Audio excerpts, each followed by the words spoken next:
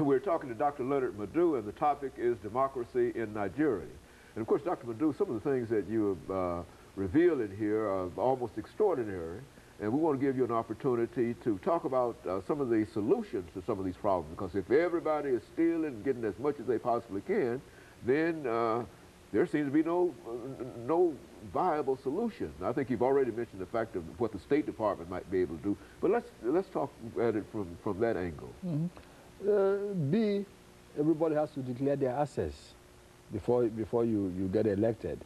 And when you are elected, you have to declare assets at least every year.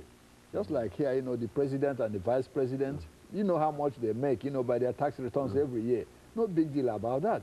They should do that in Nigeria. People should be able to declare their assets if they want to run for office, declare their assets when they leave, so you know what they have and what they don't have. Okay, in the country now, you have every military officer wants to run for office. Every military officer is a millionaire. People who just got into the army in 1980, 1970, they are millionaires. They want to run for president. Where did the money come from? Not from their salary, obviously. You know that. And they weren't in business either. So where did the money come from? That's what we've told Mr. Obasanjo, you know, since he's trying, have all former military officers who served in the political offices in the country declare their assets so that people can know where these millions they are spending comes from.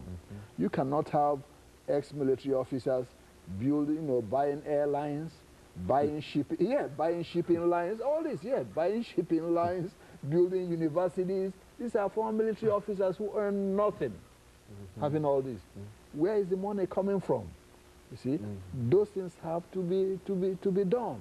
We give Mr. Obasanjo credit for having the courage to, start at least moving toward democracy. Moving towards these things forcefully. But he has to do more to have the confidence of the people.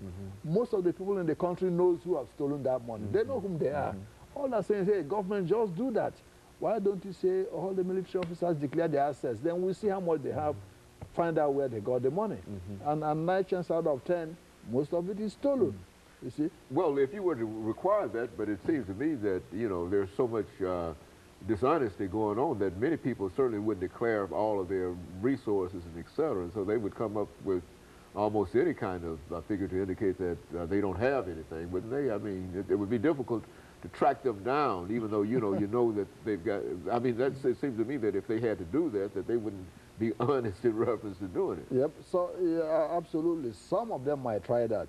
But let me give you an example. If somebody was a lieutenant colonel in the army for a few years, then when he retired, he has a mansion of $2 million. Fine. He can, let me explain how he came about $2 million in a few years as a lieutenant colonel. You know what their salary is. That's not even enough to build a good house. How much more having a mansion of $2 million? Yeah, and most of them live in houses like that. Where did that money come from? We start from there. Then you can a good prosecutor and investigator can start getting into other things.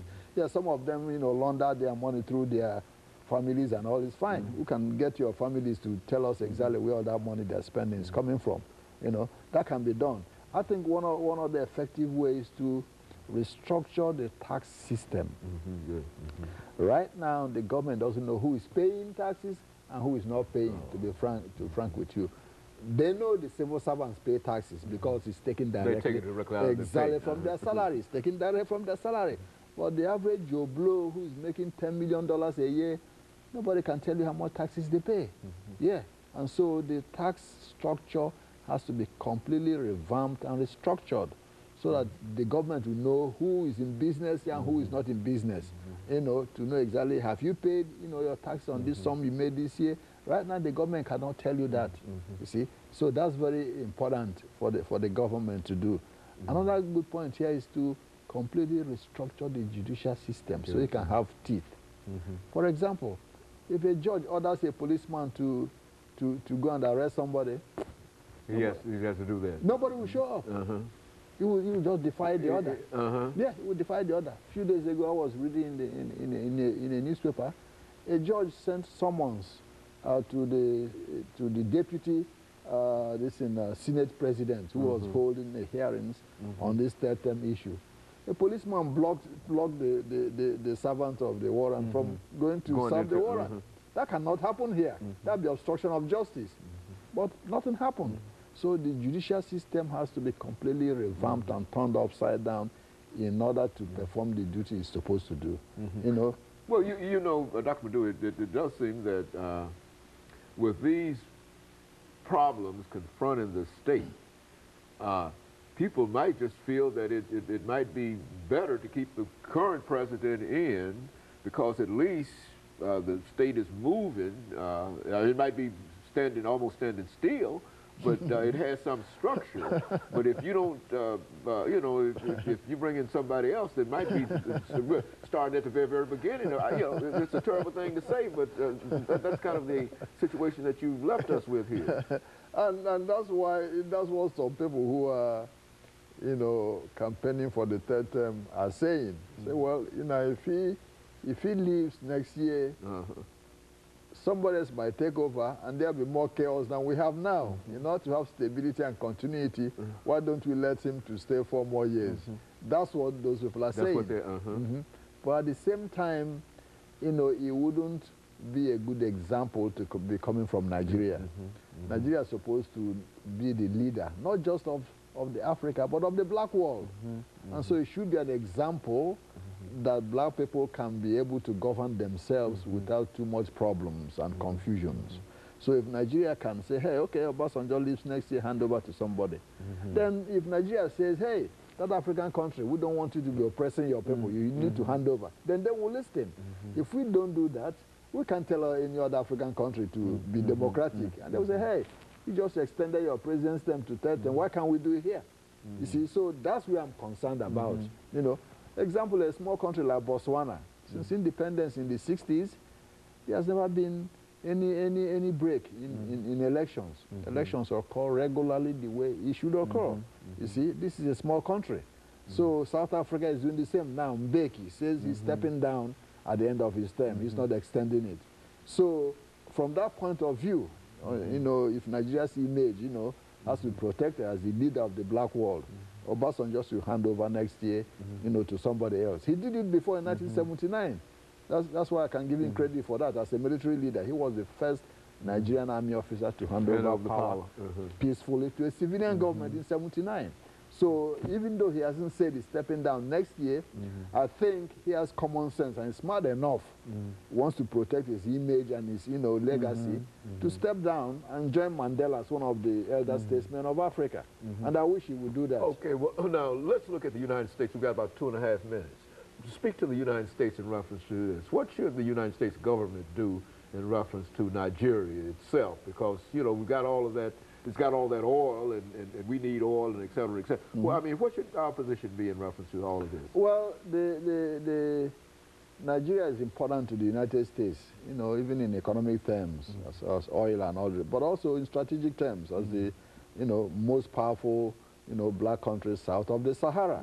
And also even in the question of terrorism, Nigeria can play a very big role in helping the United States fight terrorism.